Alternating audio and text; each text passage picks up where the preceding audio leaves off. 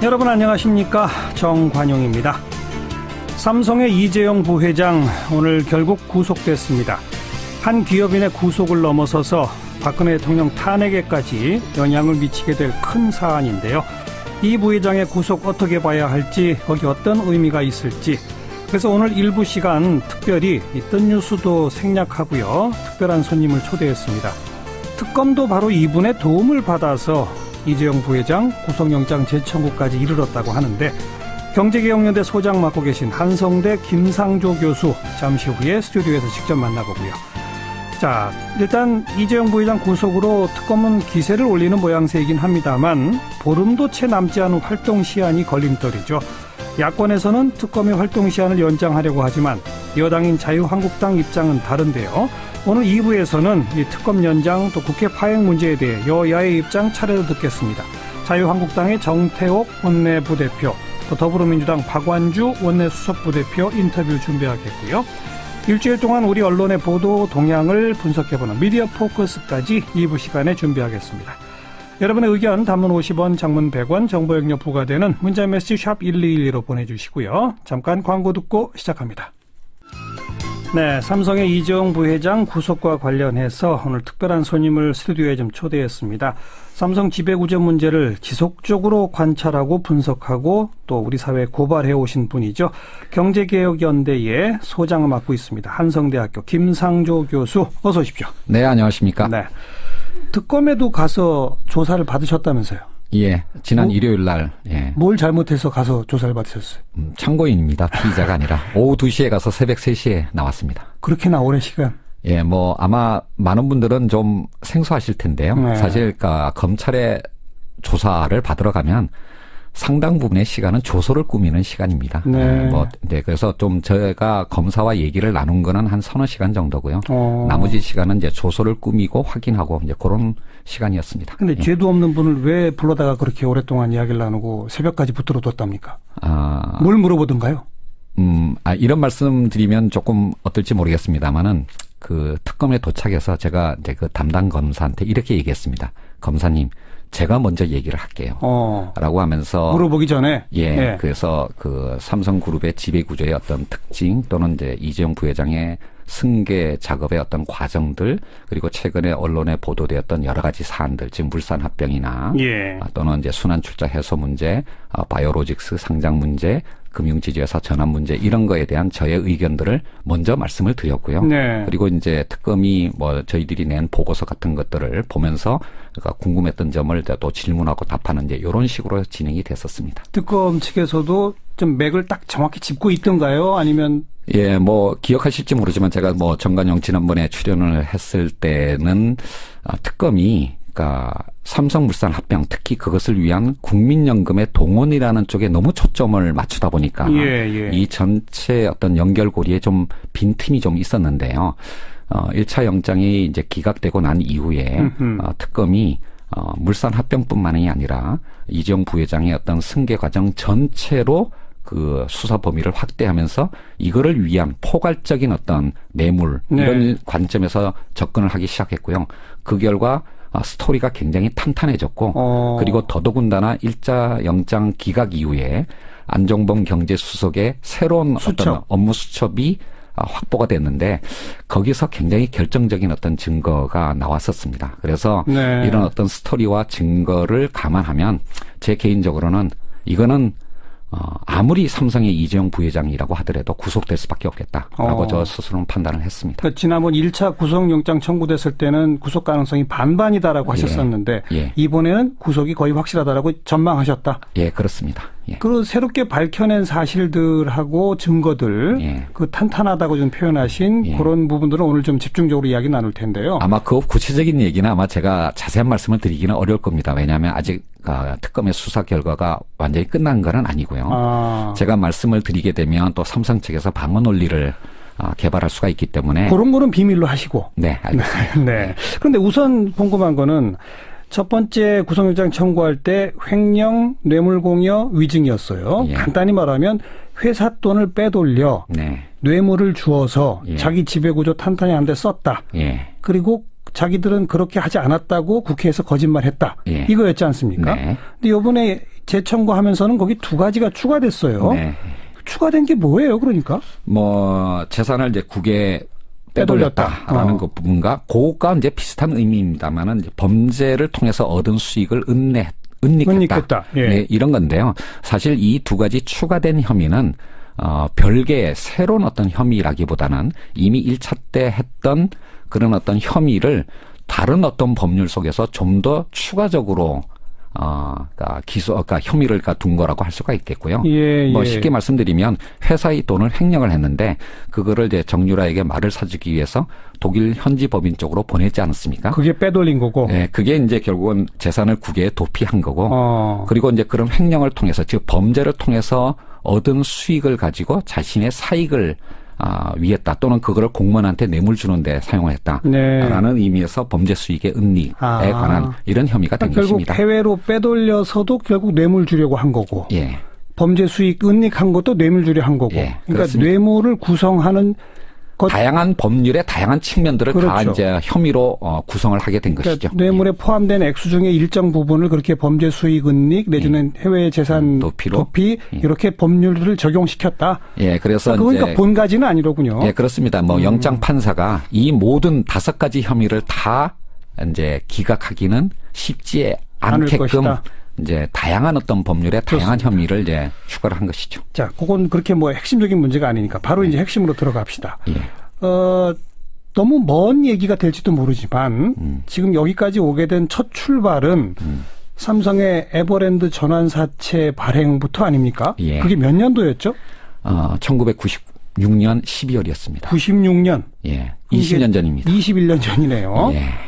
그때 이건희 회장이 그래도 몇 억은 주었죠? 예, 그 2년 전에 61억 원을 증여하면서 그거에 관한 증여세 16억 원을 납부를 했고요. 61억 원을 94년에 줬네요. 예. 그리고 이제 그 증여세를 내고 난 나머지 40여억 원을 가지고 여러 차례의 어떤 이른바 돈 불리기 작업을 통해서 예. 시드머니를 확보하고 난 다음에 그거를 통해서 96년 12월 달에 에버랜드에 전환사채를 인수하는 자금으로 사용을 했고 네. 그것이 지금 여러 과정을 거쳐서 삼성그룹의 사실상 지주회사라고 할 수 있는 삼성물산의 주식이 되어 있는 것이죠. 그런데 제가 한 가지 좀 말씀드리고 싶은 건 뭐냐면 예. 많은 분들은 그러니까 이재용 부회장으로의 어떤 3세 승계 작업이 거의 끝났다. 종점에 이르렀다고 생각을 하실지 모르겠지만 예. 제가 판단하기에는 이거를 이제 기승전결로 표현을 한다면요. 이제 거의 겨우 한 승 정도에 불과한 거다라고 말씀을 드릴 수가 있습니다. 그러니까 절반도 못 왔어요? 예, 그렇습니다. 아까 말씀드린 61억 원의 증여를 통해서 삼성 에버랜드와 삼성 SDS의 어떤 주식을 확보하는 게 기회에 해당한다면 네. 의외로 그 이후에 특히 이 삼성 실패 이후에요. 이재용 부회장의 어떤 승계 작업이 진행된 게 거의 없습니다. 한 거의 15년 가까이요. 예. 그러다가 이제 2014년 5월 달에 이건희 회장이 병원으로 이제 가시는 그런 돌발 상황이 발생하면서 이제 그때부터 본격적인 어떤 작업을 시작을 한 거고요. 네. 몇 가지 그러니까 이제 에버랜드나 또는 SDS의 상장을 거쳐서 그 에버랜드 즉 이제 제일모직과 합병하고 난 다음에 물산으로 합병하는 요 정도가 이재용 부회장이 갖고 있었던 그 원래의 주식들을 그룹의 사실상 지주회사인 물산의 주식으로 바꾸는. 그렇죠. 그 작업이 한 승 정도에 해당을 하는 거고요. 지금 거기까지 와 있다. 예. 근데, 반드시 기억하셔야 될 거는 지금 삼성물산을 점정으로 하는 네. 그 이재용 부회장의 그 지배 구도는 매우 불안정하다는 겁니다. 여러 가지 문제가 있지만 그 중에서 가장 대표적인 것은. 잠깐만요. 네. 지금 기승까지만 왔다. 예. 여기서 좀 정리할게. 예. 기에 해당되는 게 사실 61억 받아가지고 예. 뭐 불과 한 40여억 가지고 예. 에버랜드하고 SDS의 지분을 어느 정도 확보하도록 만들어 준 거. 예. 이거는 이건희 회장이 해준 거잖아요. 그렇습니다. 그리고 15년 동안 왜 아무것도 안 했어요? 이건희 회장이 왜 안 했죠? 그게 이제 삼성그룹의 지배구조의 특징인데요. 이건희 회장을 이른바 이제 은둔의 제왕이라고 부르지만 사실상 이건희 회장이 삼성그룹의 경영 전략을 주도한 기간은 극히 짧았습니다. 87년에 이병철 회장이 돌아가시고 난 다음에 2세 총수가 되기는 했지만 약 5년 가까이 선대의 가신들하고 같이 공존하는 과도기가 계속됐고요. 예. 93년에 이른바 마누라와 자식 빼고는 다 바꿔라라고 하는 프랑크푸르트 선언이 될 때 그때 이제 친정 체제로 네. 들어온 겁니다. 예. 그 이후로 이제 삼성 자동차 진출 등을 비롯한 이건희 회장의 본인의 사업을 한 3가지 정도 진행을 했는데요. 그게 다 실패를 했거든요. 네. 그리고 우리나라가 외환 위기를 맞게 된 겁니다. 어허. 그리고 그 당시에 또 이건희 회장이 폐병 수술을 받게 됐고요. 그러다 보니까 결국 짧은 기간 동안에 친정 기간 동안만 있었지만 실패를 하고 물러나게 됐고요. 네. 그 이후부터는 이른바 이학수 부회장의 관리의 삼성이 만들어진 거고 그게 어떤 의미에서는 오늘날 삼성을 만든 것이라고 할 수가 있겠습니다. 예. 그리고 그리고 이제 건강을 회복한 다음에 2003년 4년쯤에 다시 경영에 복귀를 하려고 했는데 그때 나온 얘기가 이제 5년 후 10년 후 먹을 거를 찾아라 지금 삼성은 위기다라고 그렇죠. 하는 위기의 경영학 이제 이런 거를 얘기를 했는데요. 바로 그 직후에 엑스파일 사건 등에 맞아요. 삼성공화국 논란이 터졌고 또 직후에 또 김영철 변호사 양심 고백이 있었고 네. 그리고 특검 수사받고 재판받고 이렇게 하는 동안 아무것도 못했습니다. 네. 그리고 이제 2010년에 다시 경영에 복귀를 했는데 그때는 벌써 70이 가까이 된 겁니다. 그러니까 본인도 뭔가를 하고 싶은 거를 제대로 못했는데 자기 아들을 위해서 배려하는 그런 준비를 할 여유가 없었던 거죠. 그리고 우리나라의 이 봉건적인 기업 문화를 생각한다면 총수가 직접 그 가신들에게 자 승계 준비를 진행을 하라라는 말을 하지 않으면 못하죠. 어느 가신도 그걸 할 수가 없는 겁니다. 예. 그랬다가 바로 쫓겨나는 거니까요. 그래서 이제 사실은 거의 준비가 없는 상태에서 갑자기 이건희 회장이 병원으로 가는 그런 돌발 상태가 터지게 된 거고 그것이 바로 미래전략실이 굉장히 무리하게 즉 박근혜 대통령 요 짧은 기간 동안에 그 어려운 작업들을 다 끝내려고 무리하게 로비를 하는 심지어는 불법 행위를 하게 되는 그런 어떤 인리의 발단이 되었다라고 할 수가 있겠습니다. 간단히 말하면 이건희 회장은 자신이 주도해서 뭔가를 더 해보고 싶었고 아직은 승계의 때가 아니라고 생각했고 자기가 그렇게 빨리 쓰러질 거라고 몰랐고 그래서 그리고 또 한편으로는 이재용 부회장이 또 부모의 마음에 안 드는 측면도 있었죠. 그런 측면도 있었겠고. 네. 그러다가 이제 쓰러지고 나서 말씀하신 것처럼 미래전략실이 부랴부랴 서두르기 시작해서 그 과정에 지금 뇌물을 주고 자기 지배 체제를 공고히 하기 위한 일련의 과정들이 진행됐다. 그것이 불과 40여 원에 불과하던 돈을 결국 삼성물산에 몇 조 정도의 지분으로 만든 겁니까? 삼성물산만 따지면 한 6조 정도 되고요. SDS 지분과 그다음에 나머지 지분들을 다 합치면 뭐 계산하기에 따라서는 좀 다르기는 하지만 10조 안팎이 됩니다. 40억이 10조가 됐다. 와. 워렌 버핏 투자의 기재라고 하는 워렌 버핏도 기록하지 못한 투자 수익률입니다. 이건 뭐 거의 마술인데요. 그러다 보니까 각종 로비가 필요했다. 자, 결정적으로 어디에 로비를 해서 어떤 상부의 지시가 공무원들한테 내려갔던 겁니까? 이제 바로 그 부분인데요. 일단 1차 작업은 에버랜드와 SDS라는 비상장 회사의 주식을 이제 상장된 현금화하고 가용할 수 있는 또는 그룹의 지주회사에 해당하는 주식으로 바꾸는 상장과 합병 과정. 그렇죠. 그게 이제 승에 해당하는 부분이 이어졌는데 이 과정 자체도 문제가 많았었죠. 특히 삼성물산의 합병은 불공정한 타이밍에 불공정한 합병 비율로 추진했다라고 하는 문제가 있었고 바로 그 약점을 엘리엇이 공격을 하게 됐고 따라서 국민연금의 찬성이 아니면 주주총회를 통과할 수 없는 그런 상황이 되다 보니까 결국 경제수석과 보건복지부 장관을 통해서 국민연금을 압박하는 이제 그런 일들이 벌어졌는데요. 많은 분들이 이제 그게 끝나고 난 다음에 이제 다 끝난 거 아니냐. 근데요. 그 다음에 또 있었죠. 그게 문제가 뭐냐면 그 현재의 어떤 그룹의 출자 구조는 핵심이 되는 것 중에 하나가 물산이 삼성전자의 주식을 직접 가진 부분도 있지만 굉장히 적습니다. 5% 정도밖에 안 됩니다. 4.5% 정도요. 나머지 중요한 부분은 삼성물산이 삼성생명을 통해서 삼성생명이 삼성전자의 주식을 갖는 이 부분이 오히려 더 중요합니다. 그게 7.5% 정도 됩니다. 근데 문제는 뭐냐면 삼성생명이 삼성전자의 최대 주주가 되는 이 구조는 이른바 금산분리 규제에 어긋나는 거거든요. 어긋나죠. 그래서 국내법의 어떤 저촉이 될 가능성도 있지만 무엇보다도 보험업과 관련된 국제적인 어떤 감독 회계 기준이 개정이 되게 돼 있고요. 2020년부터는 우리나라도 그걸 적용하게 돼 있습니다.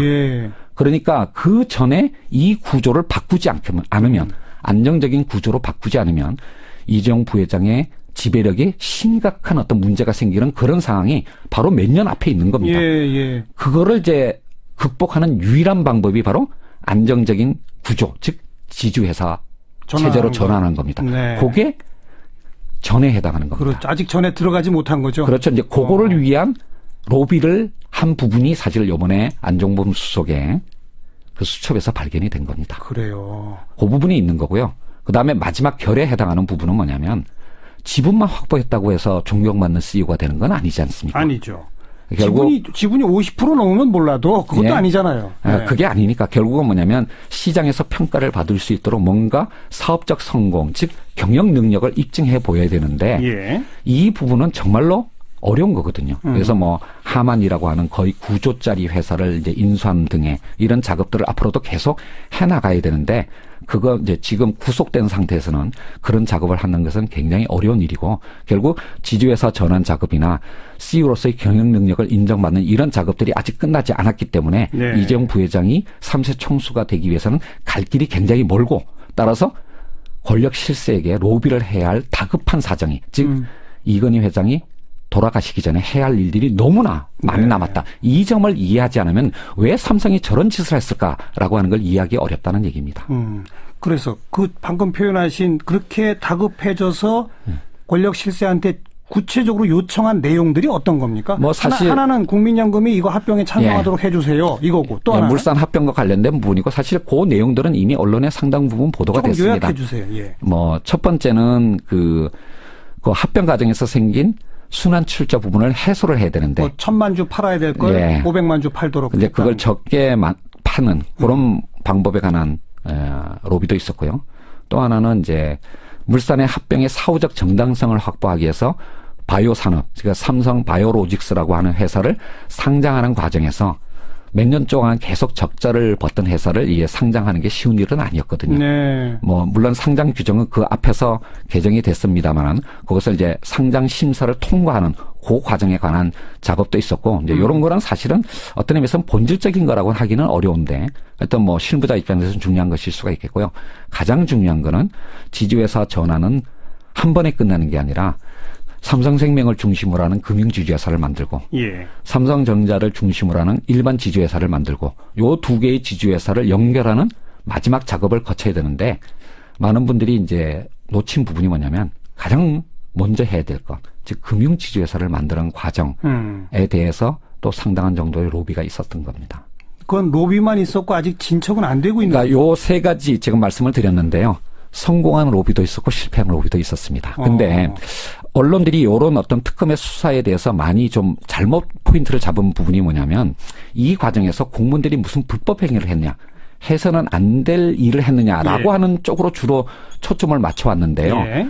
이런 어떤 규제법은 공무원에게 상당한 정도의 재량의 어떤 여지를 주고 있습니다. 그렇죠. 그 범위 안에서 A라고 판단할 수도 있고 B라고 판단할 수도 있는 거거든요. 예컨대 순환 출자를 해소할 때 1,000만 주를 다 팔게 할 수도 있는 거고 500만 주를 팔게 할 수도 있는데 둘 중에 어느 하나가 잘못된 건 아닙니다. 둘 다 합법적인 재량권 안에 있다. 예, 그런데 뇌물죄의 특성이라고 하는 건 우리나라의 법원의 확고한 판례가 뭐냐면 공무원의 재량권의 범위 안에 들어가는 판단이라고 하더라도 네. 그게 독자적인 판단이 아니라 위에서의 지시에 의해서 그리고 그것에 대한 대가가 수수되었다라면 네. 그게 바로 뇌물죄가 되는 겁니다. 그렇죠. 그러니까 바로 이제 이 부분에서 불법 행위가 아니라고 하더라도 물론 불법 행위가 될 가능성도 있습니다.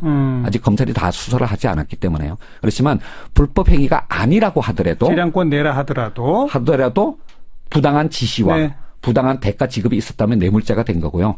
바로 1차 영장 기각 이후에 특검이 바로 이 부분에 관한 부당한 지시가 있었는지 스토리와 증거들을 많이 확보했다라고 하는 것이 구속이 되게 된 결정적인 이유라고 할 수가 그러니까 있겠습니다. 안종범 수석 업무수첩에 대통령의 지시들이 적혀 있는데 거기에 예. 국민연금이 합병에 도와주도록 하는 내용, 예. 그다음에 공정거래위원회 순환 출자 부분. 1,000만 주 팔아야 되는데 500만 주 팔도록 하는 내용, 예. 삼성 바이오로직스 상장이 되도록 하는 내용, 예. 이게 다 나옵니까?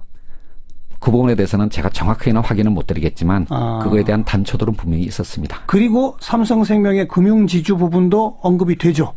예, 단서가 있었습니다. 단서는 있는데 그거는 아직 실행에 옮겨가지는 못한 단계죠. 그렇습니다. 일단 제가 한 가지 이런 문제가 터지지 않았으면 그것도 진행이 됐겠네요. 그렇습니다. 사실 그러니까 최근에 이제 공정위와 금융위 공무원들이 많이 이제 좀 그러니까 곤란을 겪고 있는데요. 제가 보기에는 대다수의 공무원들이 일을 참 잘했습니다. 그렇지만 거부할 수 없는 압력이 있었던 경우도 있었고 예. 아직 뭐 이게 한 번으로 끝나는 건 아니기 때문에 중간에 이제 멈춘 경우도 있었는데요. 우리나라 공무원들이 정말 정치권이 대통령이 제대로 된 어떤 맨데이트, 너는 뭘 해야 된다라고 하는 방향만 잘해주면 우리나라 공무원들이 참 일을 잘할 사람들이다라고 하는 걸 느꼈는데 잘못된 지침을 주니까 그걸 막 잘 해내는군요. 그러니까 영혼 없는 공무원이라는 것이 바로 이제 그런 데서 나오는 건데요. 예. 대통령이 올바른 어떤 지시를만 내린다면 우리나라 공무원들 잘할 겁니다. 그런데 정말로 이렇게 정경유착에 의해서 예. 잘못된 지시가 내려갔던 게 그게 가장 큰 문제라고 할 수가 있겠습니다. 그렇게 다급했던 미래전략실이 최순실이라는 존재를 파악했을 때 그분들은 굉장히 좋았겠네요. 그렇죠. 그러니까 요것도 포인트를 알아두셔야 되는데 사실 이 로비의 주역은 박상진 사장이 아니라 장충기 사장입니다. 그런데 장충기 사장도 2014년 말 2015년이 되게 되면 이른바 나이가 60이 넘으면서 은퇴 프로그램에 들어갈 타이밍이었습니다. 예. 바로 그때 2014년 9월 대통령이 이재용 부회장과 독대를 하면서 예. 대구 창조경제혁신센터 개소식에서 정유라에 대한 부탁을 하거든요. 그때 이제 다른 그룹은 이런 사정을 전혀 몰랐었습니다. 예. 그런데 삼성그룹만이 정유라? 최순실? 이게 누구지? 이 사람들이 대통령한테 중요한 영향력을 행사할 수 있는 사람들이구나. 비선실세구나. 네. 라고 하는 걸 삼성이 제일 먼저 그리고 유일하게 파악을 한 거고요. 어허. 그리고 그거를 이제 로비하기 위한 적극적인 행동에 옮기게 된 것이죠. 네. 심지어는 최근에 보도가 날 때까지 다른 그룹들은 최순실의 존재를 몰랐었습니다. 삼성만이 그걸 파악하고 이야. 조직적으로 로비를 하게 된 것이죠. 그러니까 부탁할 게 참 여러 가지인데 예. 일일이 대통령 만나서 부탁하기도 참 안 되는데 예. 확실한 끈을 잡은 거네요. 그렇습니다. 딴 데는 못 잡고 있는. 예. 그러니까 그리고 그거를 평생토록 해온 로비 전문가가 있지 않습니까? 장충기 사장. 그러니까 아주 전폭적으로 지원을 한 거네요. 예, 그렇습니다. 사장 전무가 독일까지 가서 말 한두 마리 사주는 거 이것까지 진두지휘할 정도. 그러니까 이제 바로 그 부분이 1차 영장이 기각된 약한 고리라고 제가 말씀을 드렸던 건데요. 사실 엘리엇의 등장은 2015년 6월이거든요. 근데 삼성그룹이 최순실의 존재를 파악하고 로비를 시작한 것, 승마협회 회장사를 맡게 된 건 그 전입니다. 네. 그러니까 이제 그게 인과관계가 잘 연결이 안 되는 부분이 있었는데, 아하. 이제 영장 기각 이후에는 로비의 목적을 좀 더 포괄적으로 잡고, 네. 그거를 뒷받침할 수 있는 증거들이 나오면서, 이제는 영장 판사가 기각할 수 없는 그런 어떤 상황이 된 것이죠. 기승전결 가운데 기까지밖에 안 돼 있는 상황에서, 예. 승과 전을 한꺼번에 다 해결해 보려고 예. 다급하게 로비를 했다. 예. 그리고 상당 부분은 실행이 됐고 예. 실행되지 못한 것도 있었다. 그렇지만 이제 그것도 뭐 포기하는 건 아니죠. 그러니까요. 근데 예. 어쨌든 이런 최순실 게이트가 불거지지 않았다면 예. 아마 승전까지는 완결됐을지도 모른다. 그렇습니다. 그걸 막아낸 거군요. 뭐 굉장히 역사라는 게 이런 우연을 예. 통해서 또 뭐 변화해가고 발전하는 게 아닌가라는 생각이 들었습니다. 솔직히. 네. 우리의 이 경제 역사 앞으로의 미래에서 오늘의 이 사건은 어떤 교훈을 주어야 한다고 보시는지 짧게 딱 한마디만 말씀드리면 재벌 특히 삼성도 법 앞에서는 예외적 존재가 되어서는 안 된다라고 하는 것을 이게 바로 촛불 민심 아니겠습니까? 네. 그거를 실증하게 된 거고요. 이걸 삼성뿐만 아니라 우리나라의 모든 재벌들이 알게 된 것. 이게 저는 우리 사회의 발전을 위해서 중요한 디딤돌이 될 거라고 생각합니다. 국회가 만드는 어떠한 법률보다도 오늘의 이재용 부회장의 구속이 그렇죠. 한국 재벌의 개선과 그다음에 한국 경제의 발전에 중요한 디딤돌이 될 거라고 생각을 합니다. 그리고 합법적이고 정당한 승계는 뭐라고 못하지 않습니까? 그렇습니다. 예. 불법 내지 편법 부당한 승계를 위해 각종 권력층을 동원하는 이런 것 이제는 이 사회가 막을 수 있다. 예, 그렇습니다. 그걸 저는 그렇게 보여주는 생각을 거죠. 합니다. 다른 재벌들도 경각심을 갖고 예. 전략을 수정해야 될 것 같습니다. 사회와 시장이 승인하는 방법으로 갈 수밖에 없다라는 것이죠. 네, 그런 의미를 제대로 우리 국가 전체가 좀 실현시켜 나갈 수 있기를 기대하면서요. 오늘 자세한 도움 말씀 잘 들었습니다. 고맙습니다. 네, 감사합니다. 경제개혁연대 소장 한성대학교 김상조 교수였습니다. 시사자키 2부 시작하겠습니다. 먼저 오늘 주요 뉴스 정리해드립니다. 미디어스의 김민아 기자 어서 오십시오. 안녕하세요. 한진해운 결국 파산 선고 내려졌죠. 그렇습니다. 오늘 법원이 한진해운에 대해서 이제 파산 선고를 내렸는데요. 기업을 청산하는 게 지금 유지하는 것보다는 낫다. 이게 이제 인정됐다라는 것이죠. 네. 파산 채권의 신고 기간은 올해 이제 5월 1일까지고요. 제1회 채권자 집회 그리고 채권 조사 기일은 6월 1일로 정해졌습니다. 핵심 기반이었던 이제 부산 지역에서 특히 이제 반발이 심하게 나오고 있는데요. 20여 개 단체로 이뤄진 한진해운 살리기 부산시민 비상대책위원회는 오늘 한진해운의 몰락은 무능한 금융당국자, 책임 회피에 급급한 채권단, 힘없는 해양수산부, 무책임한 사주, 정부의 오판이 부른 참사다 이렇게 주장을 했습니다. 예. 40여 년의 노력으로 일군 세계 7위의 선사가 한진해운 사주 일가의 비정상 경영 때문에 결국 파산 사태를 불러왔다 이렇게 얘기를 하면서 국정조사, 관련자 처벌, 대국민 사과 이걸 이제 요구하고 있고요. 네. 정책적인 측면에서 지금 해운은 해양수산부, 조선은 산업통상자원부로 이원화돼 있기 때문에 이게 문제다라고 지적을 하고 있거든요. 그래서 정부 조직을 통합해서 정책 일원화가 시급하다 이런 이제 대안을 내놓고 있고 또 강력한 국적 선사 육성을 위한 정부의 구체적인 정책도 필요하다. 이 점도 지적하고 있습니다. 예. 그리고 지금 부산 지역의 해운 항만 관련 영세 업체들에 대한 이제 그 지원이 필요하다. 지금 뭐 손해가 심각하다고 하니까요. 이 점도 이제 강조를 하고 있고 1,400여 명의 이 한진해운 인력 재취업을 위한 실효성 있는 대책도 필요하다. 이렇게 전하고 있습니다. 네, 참 안타까운 일입니다만 아무튼 그 피해를 최소화하는 노력은 정부가 마땅히 해야 되겠죠. 그렇습니다. 자, 더불어민주당 얘기 좀 해봅시다. 오늘 문재인 전 대표가 이른바 역선택 우려를 말했네요. 그렇습니다. 서울 마포구 넥슨 어린이 재활병원을 방문한 뒤에 기자들하고 만나서 얘기를 했는데요. 국민 경선을 하는 한 어느 정도의 자연적인 역선택은 있을 수 있다. 이렇게 얘기를 하면서도 경쟁 정당에서 의도적, 조직적으로 역선택을 독려하는 움직임이 있다면 대단히 비열한 행위고 처벌받아야 될 범죄 행위다. 이렇게 얘기를 하고 있습니다. 예. 또 이제 형사고발이 필요하다라고도 했고요. 근본적인 해결책은 역선택조차 희석될 만큼 선거인단 규모를 키울 수 있도록 국민이 선거인단에 이제 대거 참여하는 거다. 이렇게 얘기를 하고 있거든요. 예. 오늘 오전에 추미애 대표도 비슷한 주장을 했는데요. 어제 이 뉴스 소개해드렸죠. 이제 박사모가 민주당 경선에 참여해서 문재인 전 대표가 대통령 되는 걸 막아보자 뭐 이런 얘기를 게시판에서 쓰고 뭐 논의하고 있는 이런 상황들이 있었다. 네. 이제 SNS에서 화제가 되고 있는가 봅니다. 그러니까 추미애 대표가 박사모가 이런 행동을 멈추지 않는다면 이것은 위계에 의한 업무 방해죄로 고발될 수 있다는 점을 명심하기를 바란다. 이렇게 강하게 지금 발언을 하고 있다는 겁니다. 박사모 게시판 같은데 공개적으로 이런 걸 독려하는 글 같은 거 올리면 그건 법적 처벌 대상이 되죠. 지금 상황이 그렇습니다. 그 우상호 원내대표는 근데 역선택에 대해서 크게 걱정할 건 아니라는 식으로 말했어요? 일단은 이제 그런 취지로 보도가 됐는데요. 일단 이렇게 얘기를 했습니다. 정치권에서 그 역선택이라는 게 많이 거론은 되는데 실체가 입증된 적은 없다. 늘 역선택의 여지가 있다고는 하지만 한 번도 증명된 적은 없다. 조직이 강한 사람이 국민 경선이 이제 그 잘 되는 걸 막기 위한 논리로 역선택 얘기를 해왔는데 이번에 뭐 이번 경선 국민 경선이니까 역선택이라는 용어 뭐 실체도 없고 불가능하다 이렇게 계속 주장을 했고요. 예. 그러면서도 집단적으로 역선택 효과를 만드는 것은 범죄이다. 조직적으로 움직인다는 건 결국 돈 문제가 개입될 수밖에 없기 때문에 그건 법적으로 고발할 수 있는 문제다. 이렇게 얘기를 하고 있습니다. 특히나 지금 안희정 지사의 지지율이 치솟으면서 뭐 문재인, 안희정, 뭐 양강구도 이런 말까지 나오는 상황. 이게 혹시 역선택 관련해서 유불리에 영향 미치는 거 아니냐 이런 얘기도 나오잖아요. 그렇죠. 이제 그걸 따져볼 수밖에 없는 거죠, 사실. 말씀하신 대로 최근 여론조사 결과 안희정 지사 상승세가 두드러지고 있는데 한편 더불어민주당의 원래 지지층만 놓고 보면은 여전히 문재인 전 대표가 강세거든요. 예. 그러니까 국민 경선에 국민의당이나 바른정당처럼 이 비민주당 지지층이 더 많이 참여하면 안희정 지사가 좀 유리해진다. 이런 분석이 나오는 건 뭐 어쩔 수 없는 일이죠. 예. 또 박사모의 민주당 경선 참여 주장을 한 이 글의 논리도 문재인 전 대표만 아니면 괜찮다. 이 얘기니까 결국 안희정 지사에게 유리한 면이 있는 것은 사실인 것 같습니다.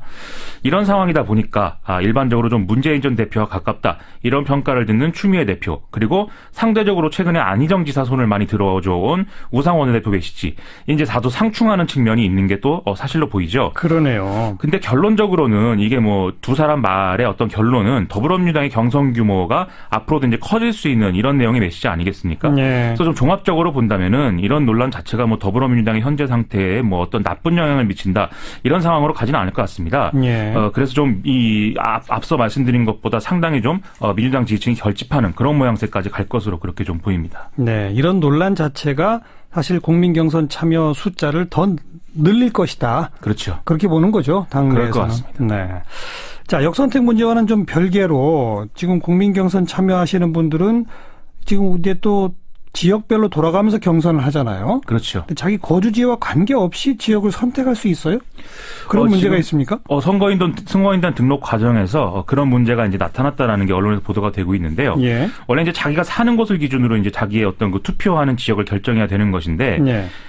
이 민주당이 이 경선을 하는 과정에서 개인정보 중에 주민등록상 주소까지 수집할 수는 없게 돼 있다는 것이거든요. 어허. 그래서 등록하는 사람이 자기가 이제 뭐 서울에 살고 있지만 예를 들면 광주에 산다고 등록을 하면 그 사람이 이제 광주에서 투표한 사람이 이제 될 수밖에 없다라는 게 지금 이제 얘기가 나오고 있는 거죠. 예. 그래서 결국에 특정 뭐 후보자의 캠프가 대규모로 선거인단을 뭐 조직을 해서 광주와 같은 지역에 집중 등록하면은 전체 선거 결과가 왜곡될 수 있지 않겠느냐 이런 우려가 나온다는 건데요. 제 첫 번째 경선이 호남에서 시작되죠. 그렇죠. 그러니까 첫 번째 경선에서 누군가 조직적으로 누군가를 밀어서 전체 판을 바꿀 수도 있다 이런 거예요?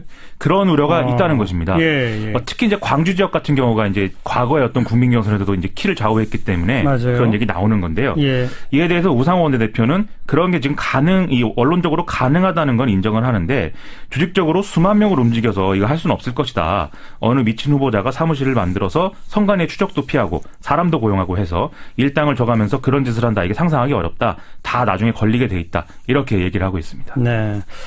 자, 아무튼 제일 지금 빨리 가고 있는 더불어민주당 국민경선 참여 열기가 뜨거운데 또 이러쿵저러쿵 뒷말들이 안 나올 수가 없는 거죠. 근데 그 뒷말들이 좀 생산적인 어떤 정치의 방식으로 해소가 돼야 되는 그런 틀들을 좀 민주당이 만들어야 될 것 같습니다. 자, 미국에서 이민자 없는 하루 파업이 실시됐다고요? 그렇습니다. 이 트럼프 행정부 계속 지금 뭐 취임 4주가 지났습니다만은 어떤 그 반이민 정책 그런 것으로 일관하고 있지 않겠습니까? 예. 오늘 뭐 노동부 장관은 뭐 히스패닉계를 뭐 내정한다 이런 얘기가 나오고는 있는데 어쨌든 그런 어떤 정책들을 항의하기 위해서 현지 시간으로 16일 미국 전역에서 이민자들이 출근하지 않거나 등교를 거부하는 이 이민자 없는 하루 이게 이제 파업이 실시됐다 이런 보도들이 나오고 있습니다. 네. 이민자 노동자들은 물론이고 이민자 가정 출신의 어떤 그 자영업자 점주들도 이 행사에 동참하고 있다고 하는데요. 미국 언론의 보도를 보면은 로스앤젤레스의 패션 특구 여기에 이제 매장 절반이 휴업을 하고 같은 지역의 꽃집이 한 40%는 다 문을 닫았다 이렇게 보도가 되고 있고요. 대단하네요. 참여 열기가. 그렇죠. 워싱턴 DC에서도 식당 한 50곳 정도가 이민자들과의 연대를 표시하면서 휴업에 동참했다. 또 의회 안에 있는 커피숍도 문을 닫았다. 이렇게 보도가 되고 있습니다. 네. 미국의 50개 주 가운데 히스패닉 주민의 거주 비율이 가장 높은 뉴멕시코주. 여기는 이제 뭐 이 학교에 이민자 가정의 학생 수백 명이 등교하지 않고 집에 머무르는 이런 현상이 굉장히 크게 번졌다고 하고요. 네. 주요 도시의 고급 식당과 커피숍이 문을 닫고 거리에 푸드트럭이 사라지고 또 세계 각국의 대표 음식을 파는 식당들도 이민자에 동조하는 뜻으로 휴업에 가세하는 그런 모습들이 아주 일반적으로 나타났다고 합니다. 미국뿐 아니라 다른 나라들? 그렇습니다. 또 일부 주의 맥도날드 일부 매장도 이민 노동자들의 파업 동참으로 이날 하루 이제 문을 닫았다 이런 보도들이 쭉 나왔고요.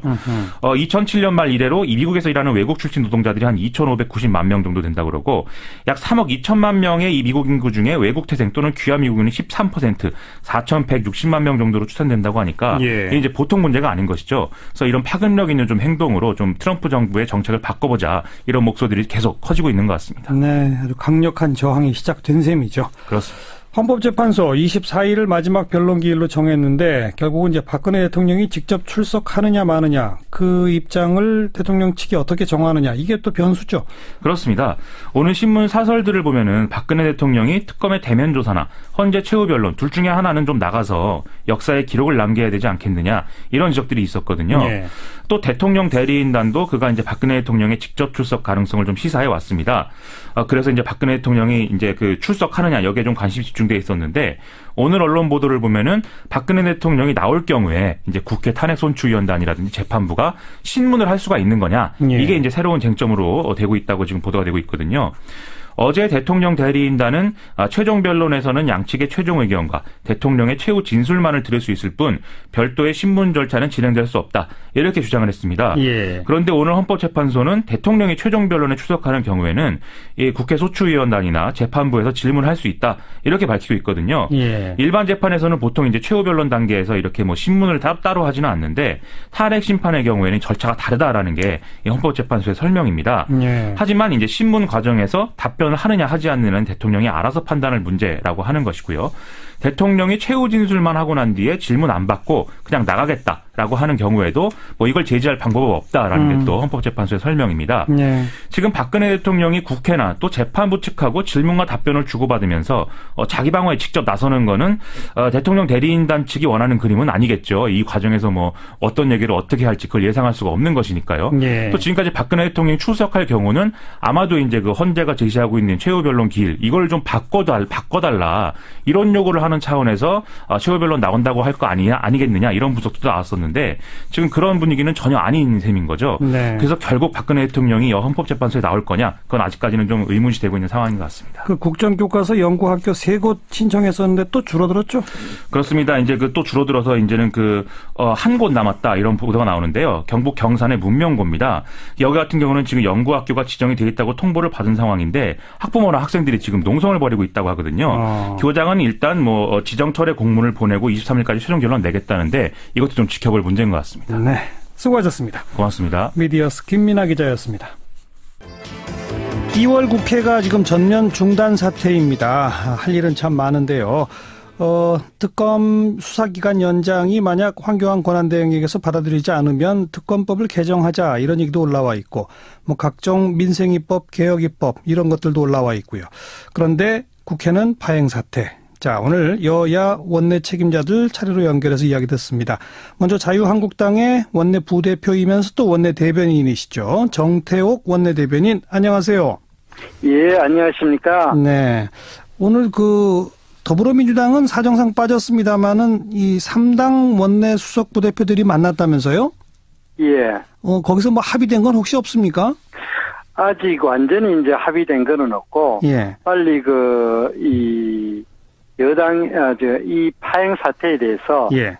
민주당이 좀 더 책임 있는 자세에 대해서, 예.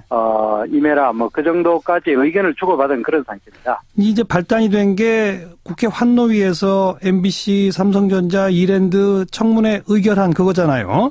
예. 자유한국당하고 바른정당은 날치기라고 주장하지만 더불어민주당, 국민의당 등에서는 국회법을 다 지켰다라고 주장하고 있는데, 여기서 더불어민주당이 조금 더 성의 있는 자세를 보여라고 하는 건 어떤 요구를 하시는 겁니까? 최선 이것에 대해서 책임에 대해서는, 네. 더불어민주당이 책임을 인정하고 사과하고, 예. 그다음 이 안건에 대해서 원상 회복을 해줘야 된다. 예. 그렇게 생각을 합니다. 예. 우상호 원내대표가 환노위 사태에 대해서 사과했고 또 문제가 된 GM 노조에 대한 청문회도 받아들일 수 있다라고 주장했는데 이거 가지고 안 되는 겁니까? 그 부분은 지금 월요일 날 예. 오전에 우리 원내 지도부하고 모여가지고 이제 거기에 대해서 입장을 밝힐 생각입니다. 예. 아무튼 아직 오늘까지는 더불어민주당이 조금 더 명백한 사과와 원상복구 이걸 해라 이런 요구를 아직까지는 하고 계시다. 예예. 우상호 원내대표가 던진 안에 대해서는 월요일 날 재검토할 필요가 있다. 예예. 네. 자, 그런데 이제 현안으로 걸려 있는 것들이 몇 가지 있어서 우선 자유한국당의 입장을 좀 듣겠는데요. 예. 특검 기간 연장을 특검이 황교안 권한대행에게 요청했습니다. 자유한국당 입장에서는 황교안 권한대행이 어떻게 하는 게 옳다고 보세요? 자유한국당 입장에서는 특검 연장은 더 이상 할 필요가 없다는 것이 자유한국당의 입장입니다. 없다. 예. 그 이유는 예. 특검이 지금 국민들에게 바라는 건 신속하고 공정하게 빨리 수사를 마무리 지으라는 거지. 예. 수사를 더 이상 이렇게 계속 끌고 나가라는 것이 아니라는 거고. 예. 그렇기 때문에 지금 빨리 남은 기간 동안 28일까지 여유가 있지 않습니까? 그죠? 예. 그래, 그때까지 빨리 수사를 마무리하는 것이 맞다. 그런 입장입니다. 예. 하지만 대통령에 대한 직접 조사도 아직 이루어지지 못했고 삼성 이재용 부회장은 구속까지 됐는데 나머지 대기업에 대해서는 아직 수사 제대로 진행도 못 되지 않았습니까? 그러니까 남은 기간 한 열흘 사이에 그게 가능할까요? 그 부분에 대한 이견이 있는데 예. 지금 특검이 가지고 하고자 하는 것들이 과연 제대로 특검법의 정신에 맞는지 자체에 대해서 우리는 의문을 표하는 겁니다. 네. 특검은 최순실 등 민간인에 의한 국정농단 사태의 진실을 밝히고, 예. 그거를 이제 만약 문제가 있다면 기소하라는 것이 원래 특검법의 목적인데 예. 마치 그 기업가를 구속시키는 것이 목적인 것처럼 이제까지 온 역량을 거기에 너무 집중했고 예. 그리고 또 이제 일부 예. 사안에 대해서는 이것이 과연 특검의 목적에 맞는 내용인지 예. 수사 대상 자체에 대해서 근본적인 의문을 표하게 하는 것이 여러 건 있었고요. 예. 그리고 또 특정 사안에 있어가지고는 너무 개인의 신상이나 또는 피의 사실을 공포한다든지 이렇게 해서 특검이 상대에 벗어났다는 생각을 하고 있습니다. 네. 그러니까 자유한국당 보시기에는 특검이 이재용 부회장을 영장까지 재청구한 것 자체가 잘못됐다고 보시는군요. 받아들인 거, 재청구하는 거 그 자체, 네, 그렇죠. 이게 이렇게 온 것이 우리 기업인 수사하는 것이 마치 이 특검의 목적인 것처럼 비춰지는 모습은 굉장히 바람직하지 않다 그렇게 생각을 합니다. 근데 앞에 언급하셨듯이 최순실 등 민간인에 의한 국정농단에 바로 여러 재벌들이 돈을 낸 것이 출발 아닙니까? 그럼 당연히 기업인들 수사를 해야 되는 건 맞는 거 아닌가요, 논리적으로? 그런데 이제 그 수사를 해야 되는데 예. 기업인들에 대해서 구속시키는 것 그 자체가 목적인 것처럼 예. 지금 그렇게 보이는 거 있죠. 지금 국정농단 사태에 대해서는 뇌물죄 외에도 여러 가지가 있고 예. 특히 삼성에 대해서 그렇게 지금 그 구속시킨 것 자체가 목적인 것처럼 지금 수사가 진행되고 있다는 느낌을 받고 있습니다. 근데 지금 특검의 기간 연장이라든지 이런 데에는 찬성 여론이 압도적으로 높은 여론조사 결과는 다 보고 계시죠?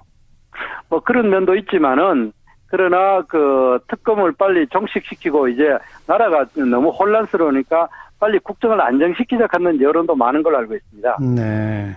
자, 그리고 자유한국당의 이 원내대표는 대선용 정치 악법 날치기 이런 식의 표현을 썼는데 거기서 말하는 대선용 정치 악법이라는 건 뭘 말하는 겁니까? 여러 가지가 있죠. 지금 이제 이번에 그 날치기가 한 것이 청문회 맥거를 네. 통과시키자는 것이 저희들이 판단하기에는 예. 아니고, 예. 소위 이 정치적인 악법을 통과시키자는 겁니다. 대표적인 게 어떤 거죠? 정치 악법? 특검 연장법이라든가, 네. 그다음 선거권 18세로 인하에 관한 법률, 예. 이런 법률들이 저희 그리고 또 그 방송법을 개정해가지고 예. 방송 장악에 관한 악법 이런 것들이 바로 이제 정정법이다. 저는 그렇게 생각합니다. 특검 연장은 조금 아까 얘기 드렸고요. 선거 연령을 18세로 낮추는 것도 정치 악법이라고 보세요? 저는 그렇게 생각합니다. 왜 그러냐면은 예. 선거 연령은 세 가지가 동시에 검토가 되어 있습니다. 선거를 할 수 있는 연령하고. 네. 그다음 청소년 보호에 관한 법률에서의 연령하고 예. 그리고 또 학령 아동 그러니까 고등학교를 졸업하고 대학교에 갈 수 있는 연령 이 세 가지가 예. 서로 면밀히 서로 연결되어 있습니다. 예. 만약 지금 우리 19세로 되어 있는 청소년 이 법률이나 이런 다른 법률들이 개정되지 않고 현재 선거 연령만 낮춘다면 고등학교 3학년 교실에서 여러 가지 선거의 자유가 주어지기 때문에 네. 선거 운동도 하게 되고 투표권만 주어지는 것이 아니라 예. 선거 운동도 하게 되고 옆에 사람들은 권하게도 되고 예. 이것이 학교 교실에서 이루어지는 것이 과연 바람직한 건지. 그러니까 바람직하지 못하다. 특히 그것이 지금 대통령 선거가 언제 있을지는 확정된 건 아닙니다만은 네. 얼마 남지 않는 시점에서 그렇게 하는 것은 대선을 앞두고 유불리를 두고 지금 이야기하는 것이지.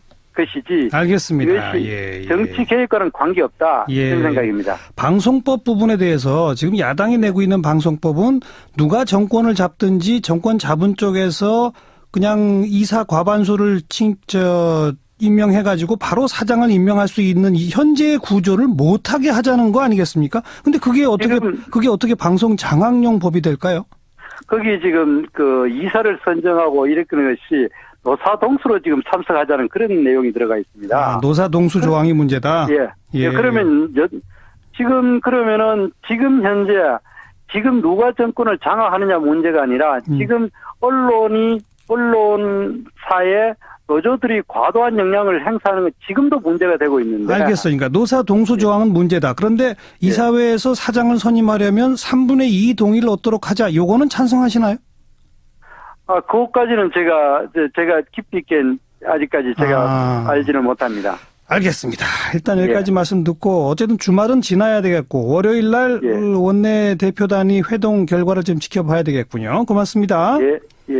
네, 자유한국당 정태옥 원내대변인이었고요. 계속해서 더불어민주당 박완주 원내수석부대표 연결합니다. 박완주 의원 안녕하세요.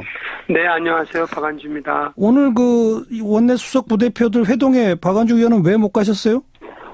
사실은 어저께 특별하게 협상할 내용이 아니고요. 네. 정확하게는 자유한국당이 선택의 문제였는데, 그래서 저는 예전에 잡혀 있는 지역의 예산 관련 협약 논의가 있어서 참석할 수 없다는 얘기하고 오후에 그럼 만나자 이렇게 얘기했는데 우선 이렇게 3당이 논의를 한다고 해서 그럼 논의를 해봐라 이렇게 돼서 참석이 못했던 부분입니다. 근데 이제 아무런 합의가 없었고 조금 아까 저희가 자유한국당 정태욱 의원과도 인터뷰를 했습니다마는 우상호 원내대표가 이 환노위 사태에 사과하고 GM노조 청문회 받아들일 수 있다라고 하는 안을 던지지 않았습니까? 네네. 그 안에 대해서는 자유한국당이 월요일 날 논의를 해봐야 안다라는 입장이에요. 이거 어떻게 보세요? 그렇지는 않고요. 사실은 이렇게 자꾸 시간 끄는 거에 대해서는 참 여당으로서 아직은 자유한국당이 여당입니다. 네. 사실 어저께 사당 수석회의에서 요구했던 안을 다 받아들였어요. 사실은 두 가지였는데 하나는 기존에 있었던 청문회와 거기에 GM노조 청문회를 하자. 이게 첫 번째였고요. 두 번째에서는 청문회 일정이 너무 촉박하니 좀 연기를 했으면 좋겠다. 그래서 이 두 가지를 받아주면 정상화하겠다라고 해서 홍영표 위원장님하고 상의를 했습니다. 이렇게 정상화를 해야 되니 전향적으로 좀 위원장님 검토. 그래서 위원장님도 이래 주변 의견을 듣고 그러면 그렇게 수용을 하겠다라고 해서 사실은 거기까지가 수석간에서 요구했던 부분에 대해서 이제 받아주고 그러면 발표를 하고 정상을 하자. 여기까지 됐던 부분인데 다만 그거를 이제 간사들하고 각 당 간사들하고 협의 과정에서 다른 문제가 이제 불거지면서 어저께 발표를 못했던 거고 오늘까지 그러면 자유한국당이 요구했던 안으로 정상화를 할 건지 아니면 다른 요구한 건 너무 과하니 우리가 받을 수 없는 안이다. 그래서 그건 지도부하고 협의해서 이야기를 해달라. 이렇게 됐던 사정입니다. 그런데 오늘까지도 자유한국당은 명확한 입장을 정하지 않은 거군요.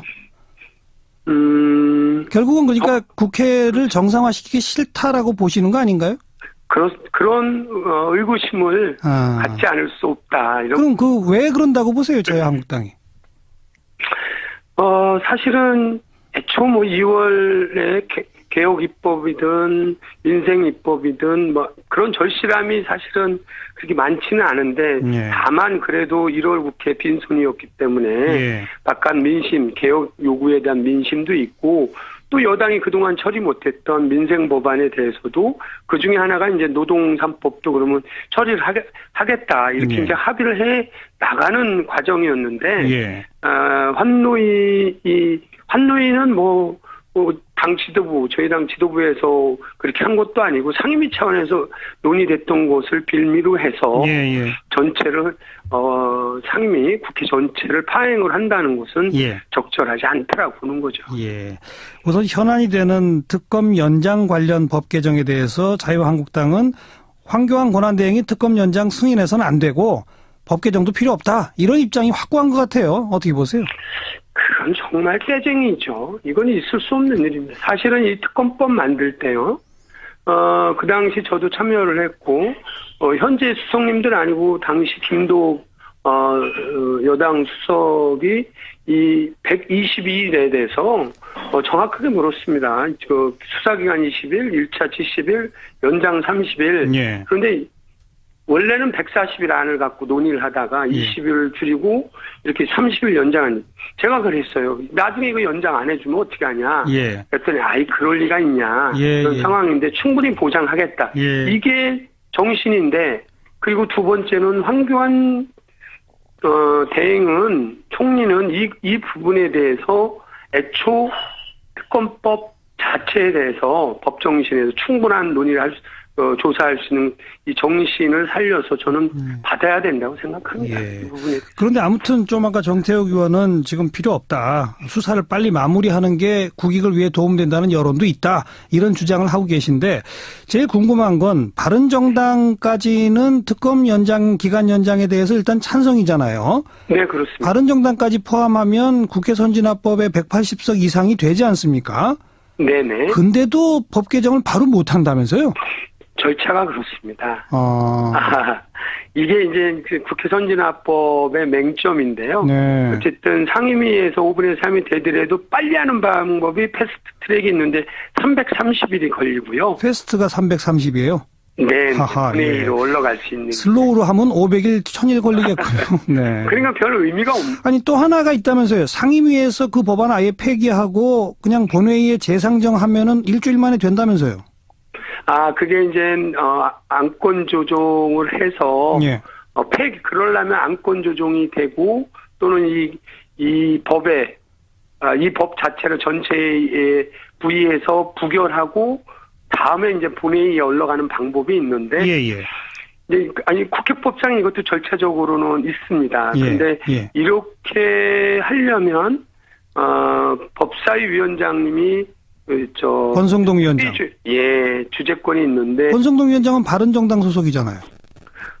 근데 약간 합의 정신을 중요시. 보통 통상 법사위는 여야 합의된 것은 그렇게 해주는데 이해관계가 있는 거에 대해서는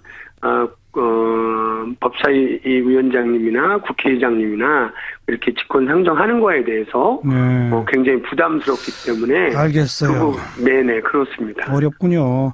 그리고 또 대표적인 정치 악법이다라고 자유한국당이 주장하는 게 선거 연령 18세 이하하고 이 방송법 관련 개정안들입니다. 이건 어떻게 보십니까? 원내대표관도 그렇고요, 수석관에도 그렇고요. 이제 이런 겁니다.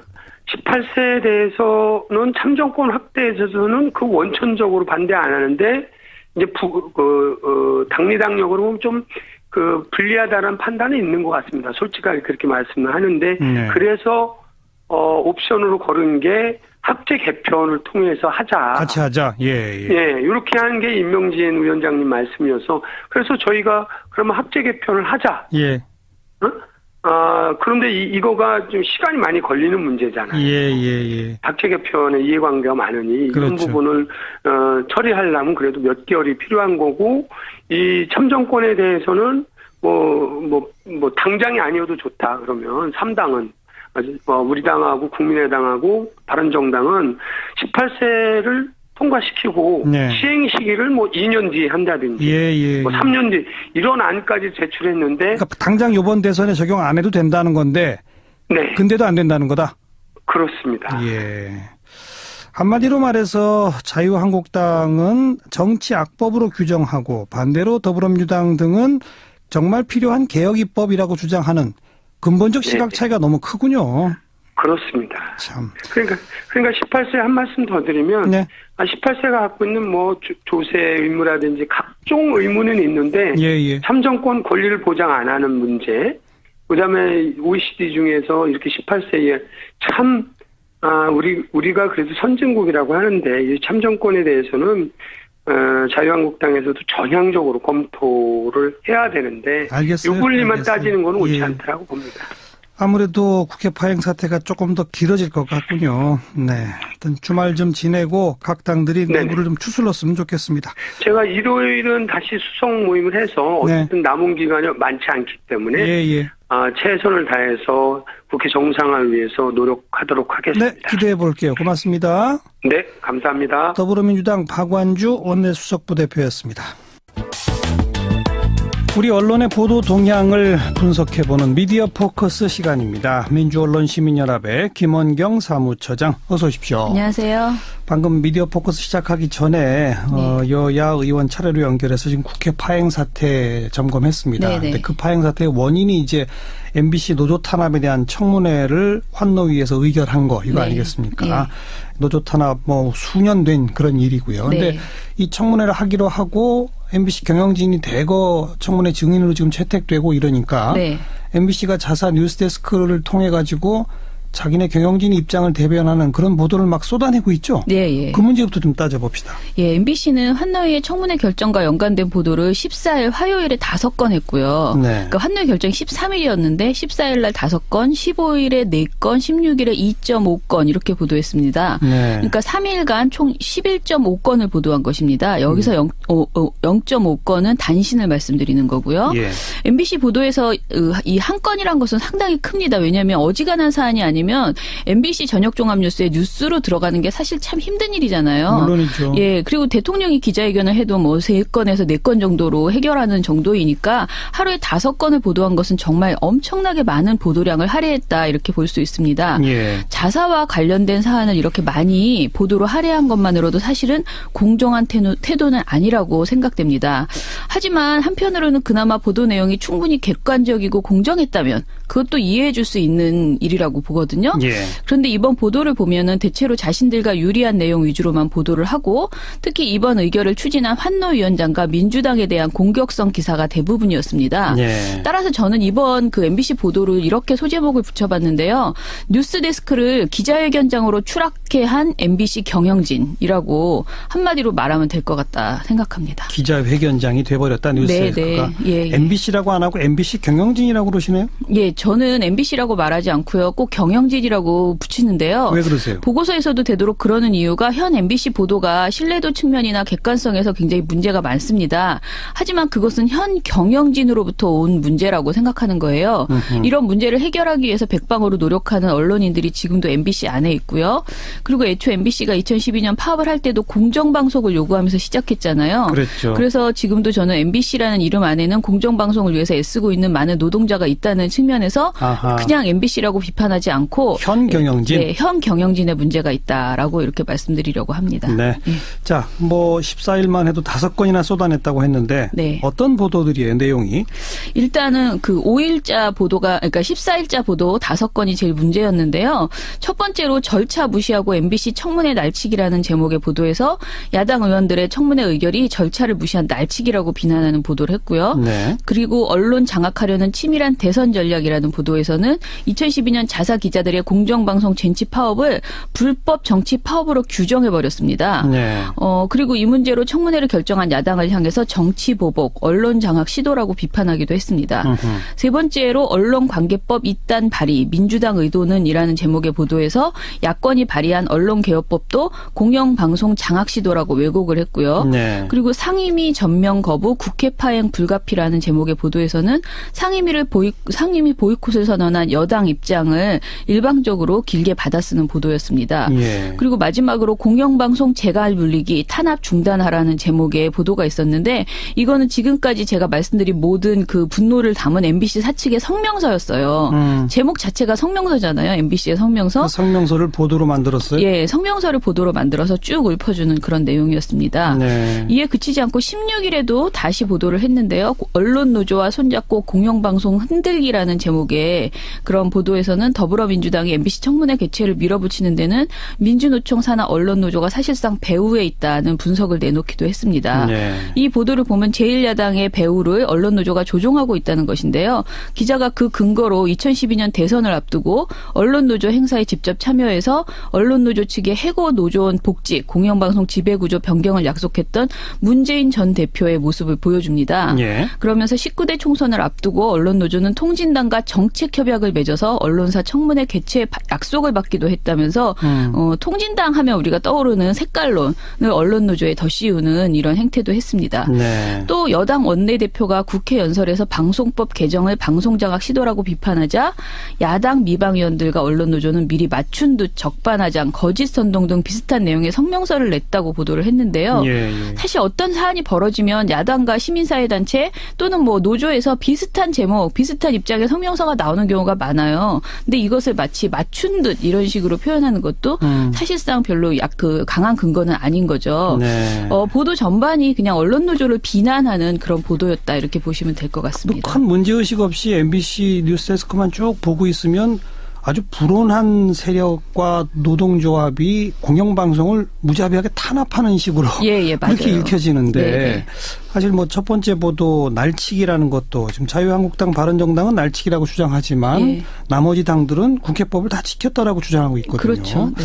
또 언론관계법 개정 이 문제도 지금 더불어민주당 등이 내고 있는 게 집권당이 무조건 그 경영진 사장 임명권을 갖는 구조를 바꿔보자는 거잖아요. 그렇죠. 예. 더불어민주당이 만약 집권당이 되더라도 자기 마음대로 사장을 임명 못하게 하도록 법을 만들자는 건데 맞아요. 그걸 마치 야당이 장악하려고 하는 것처럼 그렇게 왜곡 보도를 한다. 그렇죠. 참. 그리고 마지막에 무슨 성명서를 보도로 만들었다는 거? 그건 어떤 내용이에요? 일단은 그 MBC가 저는 경영진의 기자회견 같은 보도였다고 계속 말씀드리잖아요. 근데 그 사례들을 보면은 여러 개가 있는데 일단 14일 날 MBC에서 언론 장악하려는 치밀한 대선 전략이라는 보도를 했는데요. 이 보도에서 보면 MBC 언론노조 MBC 본부의 파업 장면을 보여주면서 이를 2012년 총선과 대선을 앞두고 민주노총 산하 언론노조 MBC 본부가 170일 동안 끌고 간 문화방송 불법 파업이라고 분명하게 불법 파업이라는 말을 하거든요. 이 불법 파업이라는 말을 여러 번 해요. 더불어민주당이 당시 불법 파업으로 해고된 노조원 문제를 다시 꺼내들면서 MBC 압박에 나선 것이다라고 얘기를 합니다.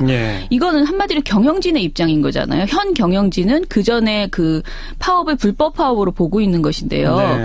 아시다시피 그 지금 MBC의 그 2012년 파업에 대해서 2심까지 판결이 났습니다. 그런데 당시에 이게 해고 무효 판결이 나왔고요. MBC가 해고한 노조원들에 대해서 해고 무효 판결이 나왔고 가장 중요한 것은 이 판결 2심의 재판에서 모두 공정방송 파업은 정당한 근로조건이다라고 인정을 한 것이에요. 그러니까 합법 파업이라고 본 거잖아요. 합법 2심까지. 파업이죠. 근데 대법원 판결이 내려지지 않았다는 이유 하나로 그 MBC 이유 경영진은 불법 파업으로 본다라는 걸 그냥 기정사실화하는 거죠. 그렇죠. 낙인을 찍은 거죠. 2심에서까지 합법 파업이 이란 판결이 내려졌다는 보도는 전혀 없는 거고. 없는 거예요. 이거는 누가 보더라도 명백하게 MBC 경영진의 입장이었다 이렇게 보고요.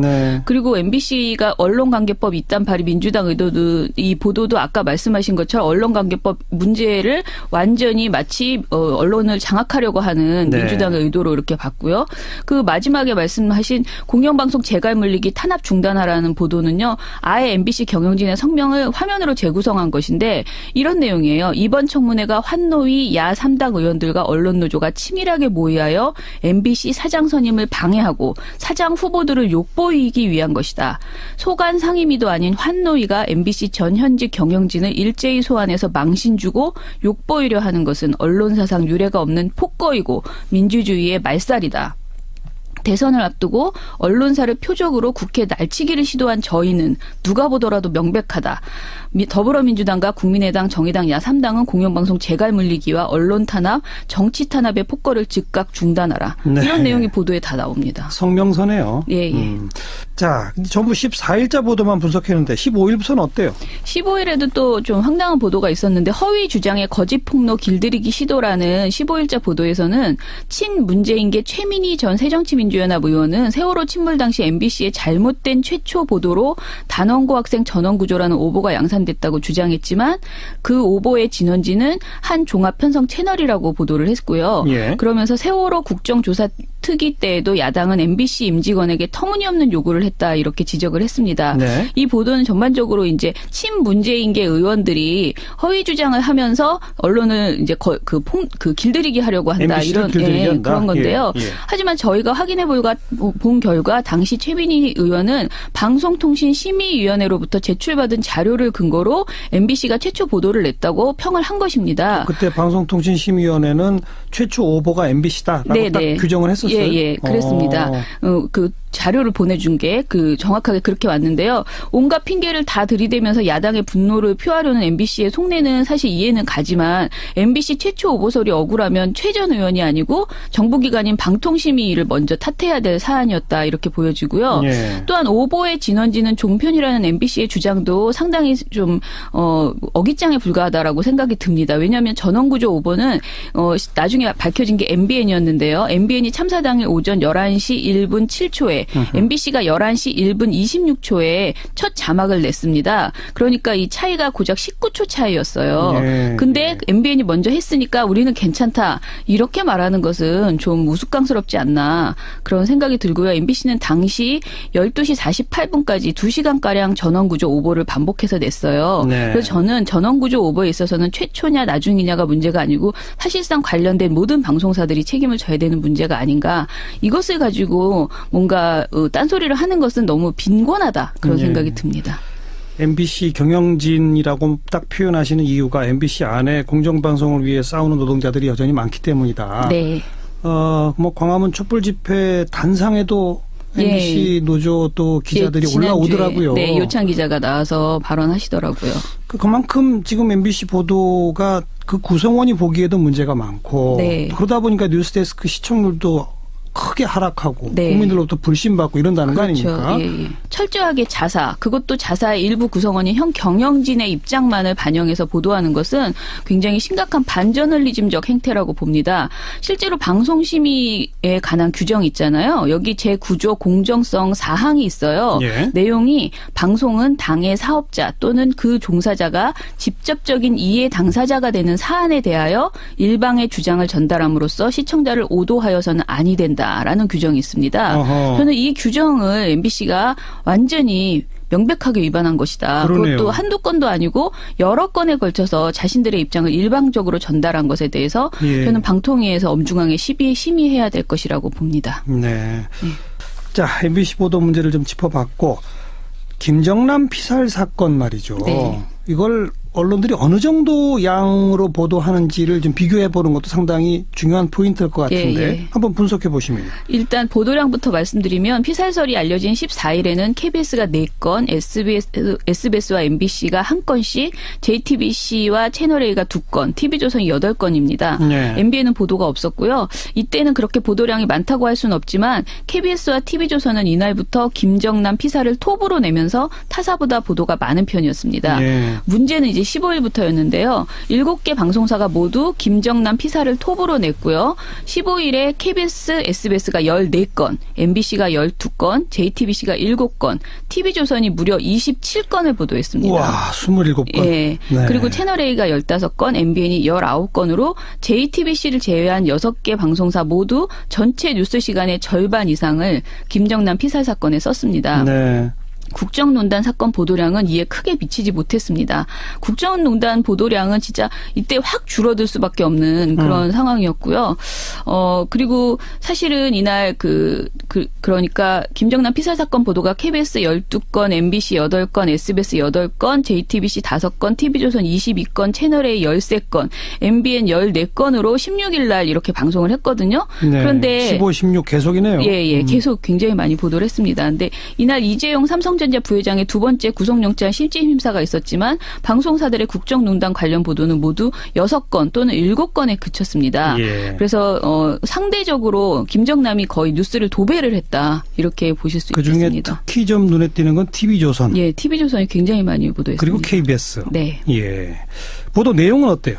보도 내용도 심각한데요. 뉴스 대부분을 할애할 정도로 많은 보도량을 했는데 실제로 새롭고 믿을 만한 정보는 거의 없었다. 이렇게 볼 수밖에 없습니다. 네. 방송사들은 사실 아직 확인이 되지 않은 내용, 즉 김정은이 김정남 암살을 지시했다라는 내용을 14일부터 사실인 것처럼 보도를 했습니다. KBS의 제목이 김정은 중국 영향력 우려 김정남 제거라는 14일자 보도를 보면요. 김정은은 왜 외국을 떠들고 있는 김정남을 굳이 살해하기까지 했을지 궁금하다면서 김정은의 김정남 피살을 확실시하는 이런 멘트를 하고요. 예. 이런 식의 보도가 JTBC를 제외한 6개사에서 계속 이어졌습니다. JTBC는 14일에 김정일 장남, 김정남 피살 국정원 확인 중이라는 그 보도에서 현재 김정남 씨의 피살이 북한 공작원의 소행인지 여부가 확인되지 않고 있습니다. 네. 그래서 말레이시아 당국에서도 확인이 안 돼 우리 정부에 보완 요청을 한 것입니다. 라고 아니고 확인 중이라는 것을 반복 강조하고 있습니다. 네. 이렇게 15일까지 방송사들은 북한 공작원의 암살을 보도하다가 16일에는 체포된 용의자들이 북한에 연루됐다는 증거가 하나도 안 나오니까 그때는 또 북한이 제3국인을 고용한 청부 암살로 일제히 말을 바꾸기도 했습니다. 예, 예. KBS는 청부 암살 유력 신경성 독가스 가능성이라는 보도를 내놨는데 이 보도가 아까 제가 말씀드린 그 제3국 고용한 청부 암살의 대표적인 보도였습니다. 어제 우리가 외신에는 이 문제를 어떻게 보도하는지도 분석했는데 네. 외신들도 북한이 했다라고 단정 지을 수 없잖아요, 현재. 예, 예. 그렇게 단정 안 짓더라고요. 그렇죠. 또 뭐 독침이냐, 또 뭐 가스냐, 뭐 이런 것도 확인되지 않았다라는 식인데 우리는 그냥 그 대충 이럴 것이다 싶은 걸 전부 사실화하시는. 예. 그 조심성 없이 그냥 단정적으로 말하는 표현이 많고요. 그렇죠. 특히 저는 선정적인 보도가 엄청나게 많이 나와서 가장 이거 너무 장사 속이다라는 이거 저는 다른 사안보다도 이 어떤 영화 같은 이야기다 보니까 예. 너무 이것을 재미있게 막 이렇게 구성하는 내용들이 많았다라는 생각이 드는데요. 예. 그 선정적인 사례들을 보면 정보발 추측을 사실인 것처럼 보도를 하는 경우가 많았고 탈북자 등 다른 요인이 암살당할 수 있다는 그런 위협을 계속 부각을 하는 거예요. 네. 이제는 다른 사람도 죽을 것이다. 예. 그다음에 북한의 공작원, 양성 및 암살 기법을 상세히 묘사하는 내용이 많았습니다. 대표적인 사례를 들어보면요. SBS의 김정남 피살 남은 궁금증이라는 보도에서는 탈북자 출신 강명도 경기대 북한학과 교수가 나와서 우리나라 안에도 탈북자들을 타깃으로 한 암살 간첩이 들어와 있다는 이런 무시무시한 주장을 펼쳤고요. TV조선의 북독침 130mm의 치명적 무기라는 15일자 보도에서는요. 기자가 북한의 독침 살상 기술을 설명해 주겠다면서 만년필 독총, 손전등 독총, 볼펜 독총 등을 직접 보여주고 사용 방법까지 막 열심히 설명을 합니다. 네네. 그리고 TV조선의 난파공작원이 본 김정남 암살이라는 15일자 보도에서는 TV조선과 채널A에 자주 등장하는 난파공작원 김동식 씨라는 분이 있어요. 이 시사 토크쇼에 자주 나오는 분인데 이분이 이제 뉴스에도 나와서 이번 암살은 치밀하게 계획된 것, 고도로 훈련된 공작원이 수행한 것 등의 주장을 펼쳤습니다. 그리고 보도에서 TV조선 채널A MBN은요. 관련 영화, 그러니까 뭐 쉬리나 은밀하게 위대하게 뭐 이런 북한 공작원이 관련된 영화들을 계속 재구성해서 보여주고 있거든요. 영화 장면이 뉴스에 나와요? 네네. 그 편집해가지고 계속 보여줘요. 예, 예. 그 의형제 등 여러 가지 영화가 나오는데 사실관계를 제쳐두고 그저 사람들의 흥미를 끌만한 이런 내용으로 상업적으로 활용한 것이 아닌가 이런 생각이 듭니다. 네.